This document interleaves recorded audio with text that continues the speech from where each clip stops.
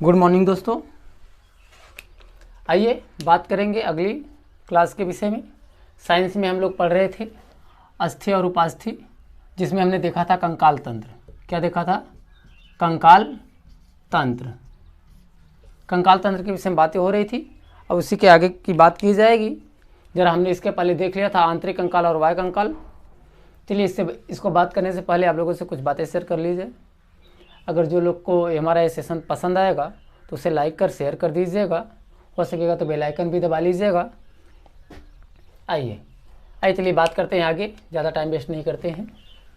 आइए हम बात करेंगे क्या? अस्थि और उपास्थि के विषय में। उससे पहले हमने देखा था बाह्य कंकाल और आंतरिक कंकाल। जरा उसके विषय में थोड़ा सा यहाँ बातें कर लिया जाए। जैसा कि बाह्य कंकाल में हमने देखा था जैसे जो छोटे जीव होते हैं, जैसे जू, मकड़ी, खटमल, कछुआ, जैसे ये सब जितने भी जीव होते हैं, सीप, घोंघा, अधिकतर ऐसे जीव जिनके ऊपर क्या होता है? बाह्य कंकाल आता है। क्या होता है? बाह्य कंकाल होता है। और यही बाह्य कंकाल इनकी सुरक्षा करता है। बाह्य कंकाल इनकी सुरक्षा करता है। सुरक्षा करने का मतलब है कि बाहरी आघातों से इनकी रक्षा करेगा। जैसे कि हमने अगली क्लास में बात किया था, जू हो तो उसे अगर मारा जाए तो जल्दी मरता नहीं है। कछुआ को अगर किसी कारणवश चोट अगर लग जाए, उसे पता चल जाए, तो वो क्या करता है? अपनी खोल के अंदर जाकर पैक हो जाता है ताकि कोई बाहरी आघात मारे तो उसे लगे ना। इस तरह से आप समझिएगा। इतनी बातें हो गई थी। और इसके बाद हुआ था आंतरिक कंकाल।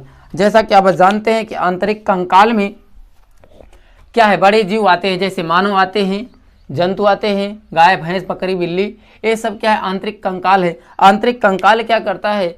लोगों को, यानी कंकाल एक तरह का समझे। कंकाल क्या है? जो है जीव होते हैं, क्या होते हैं?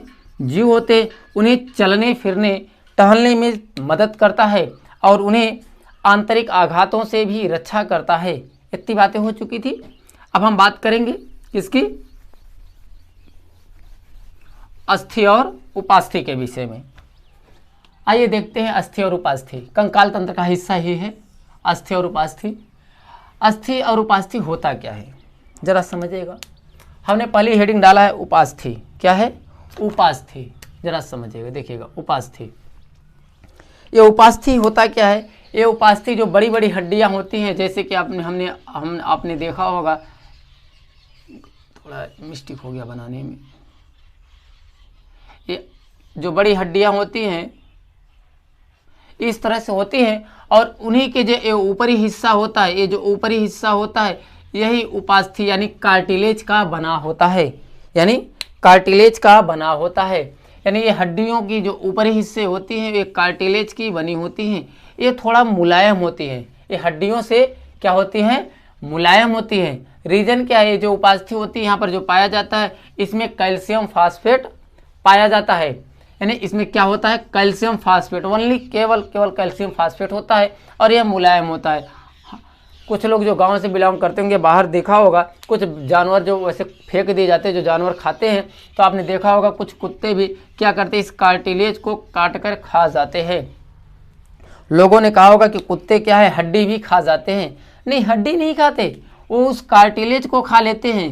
ये जो कार्टिलेज होता है, एक उपास्थि होती है, उसी को खाते हैं। उपास्थि यानी आप जानते हैं कार्टिलेज यानी उपास्थि। इस उपास्थि को खाते हैं क्योंकि यह मुलायम होता है और उसमें सिर्फ और सिर्फ क्या होता है? कैल्शियम फास्फेट होता है। और कैसी होती है? मुलायम होती है। इसे तो इंसान भी खा लेते हैं। जैसे कि कुछ लोग मुर्गा उर्गा खाते हैं, चिकन खाते हैं, वो चिकन की इस हिस्से वाले को इंसान भी खा जाते हैं क्योंकि यह मुलायम होता है, उसमें किसी प्रकार की कोई दिक्कतें नहीं है।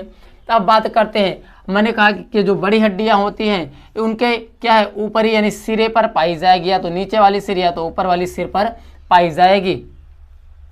अधिकतर आपने देखा हो जैसे नाक, कान, हाथ, पैर, जो भी है जितनी भी हड्डियां हैं, बड़ी वाली हड्डियां हैं, इन सब के ऊपरी हिस्से पे पाया जाता है। इसे ही कहा जाता है उपास्थि यानी कार्टिलेज कहा जाता है। यानी एक शब्दों में कहा जाए, जैसे देखा जाए एक लाइन में, तो उपास्थि क्या होती है? उपास्थि क्या होती है? उपास्थि मुलायम होती है और यह किसकी बनी होती है? कैल्शियम फास्फेट की बनी होती है।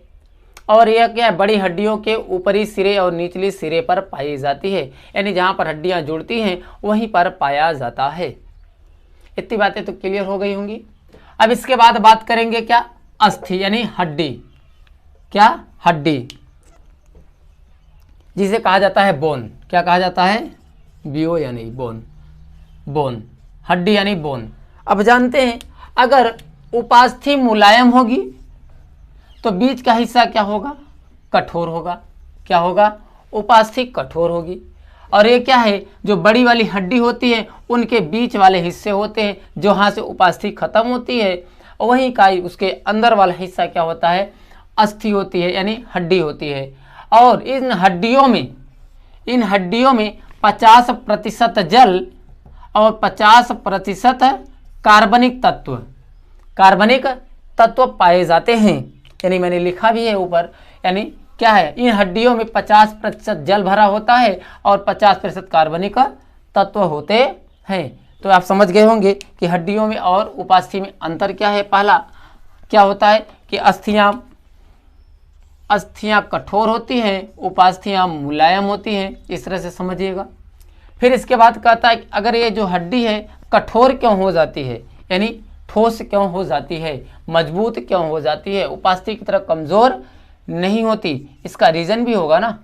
तो इसमें आपने देख रहा होगा कैल्शियम फास्फेट कितना है, 60%, यानी 60% कैल्शियम फास्फेट पाया जाता है थोड़ा लचीला होने के लिए। अभी देखते हैं लचीला कैसे होता है। इसके बाद कैल्शियम कार्बोनेट, क्या है, कैल्शियम कार्बोनेट 40% पाया जाता है।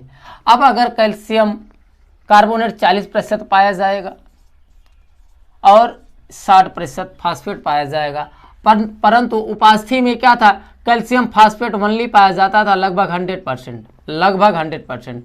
वैसे तो कुछ कार्बनिक तत्व होते हैं और वैसे तो माना जाता है 90%। जो भी आप लोग समझिएगा, कोई दिक्कत नहीं है। अब इसमें क्या कहता है, कैल्शियम फास्फेट क्या 60% पाया जाएगा और कैल्शियम कार्बोनेट 40%। अगर अब देखो ये अगर पाया जाएगा तो कठोर बना देगा, तो इसीलिए हड्डियाँ कठोर हो जाती हैं। ये मुलायम के लिए जिम्मेदार है और ये कठोर के लिए जिम्मेदार होता है। अब आप जानते हैं ये हड्डियाँ कठोर होती हैं। आपको कहीं कहीं आपने सुना होगा हड्डियाँ मुलायम भी होती हैं।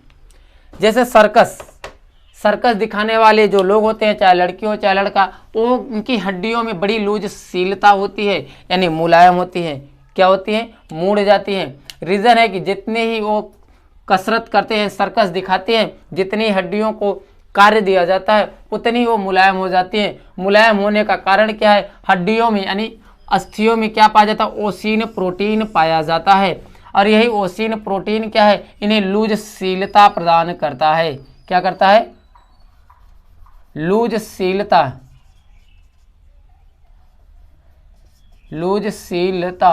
प्रदान करता है। लूजशीलता यानी मुलायम बना देता है, जिसकी वजह से सर्कस दिखाने वाले व्यक्ति या जो भी जीव होते हैं, यानी जो मनुष्य होते हैं, उनमें क्या होते हैं, उनकी हड्डियों में लूजशीलता आ जाती है। और बात करें जैसे अस्थि में क्या पाया जाएगा, ओसिन प्रोटीन। परंतु अब हम एक बात और कर लें, ये जो कार्टिलेज लगा है, इसमें कौन सा प्रोटीन पाया जाएगा, इसमें कांड्रीन प्रोटीन पाया जाता है। क्या है, कांड्रीन प्रोटीन पाया जाता है। इसकी वजह से भी मुलायम होता है। कांड्रीन प्रोटीन मुलायम के लिए जिम्मेदार है, परंतु अस्थि में मुलायम करने के लिए जिम्मेदार कौन सा है, ओसिन प्रोटीन है, यानी लूजशीलता लाने के लिए, लचीलापन लाने के लिए। रबड़ की तरह, रबड़ तो नहीं कह सकते आप, एक स्टील की तरह कह सकते हैं, एल्युमिनियम की तरह कह सकते हैं, जो ज़्यादा लचीला हो।